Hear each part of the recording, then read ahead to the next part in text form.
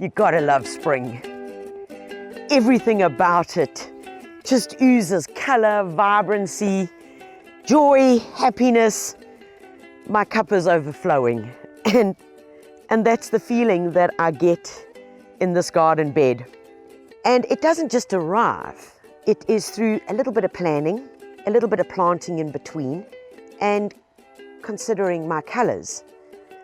And ultimately, when we look at this bed, there are a lot of permanent plants in here, like the salvias at the back and the helichrysum in the front. Of course, the statice remains here all year round, and isn't it looking amazing? I mean, whether you from the Western Cape up to the coastal seaboard, this plant performs, and it does so well. But if I had to pick out a few others in this garden bed, it would have to be the beautiful delphiniums that we pop in the back when we replace our color. And the delphiniums are planted as young seedlings, so we do need to kind of think a little bit further.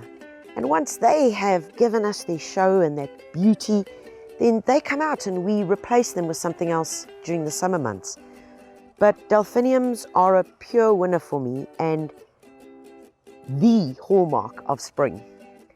A plant that remains in this bed all year round, and there's another one right here, is the Inca lily. The Ultramaria, which is called Indian summer. Indian summer is insane, and there really isn't a day in the year that goes by when this plant does not have flowers on it. Pretty tough and drought tolerant as well, what I love. And of course we pick loads of them and use them in the house as well. And if I had to choose a third, it's going to be a very close call between the Salvia salmias, which form this backdrop of the bed, which always perform, always entertain, and never disappoint.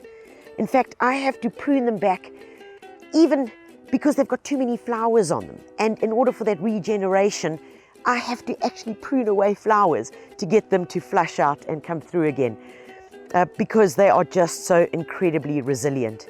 And right in the front of the bed, just peeping out there, is of course the snappy snapdragon, which is called apple blossom.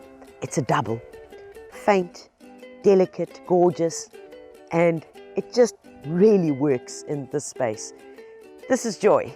This is complete happiness. And that is what my garden brings to me. And I know it can do the very same for you.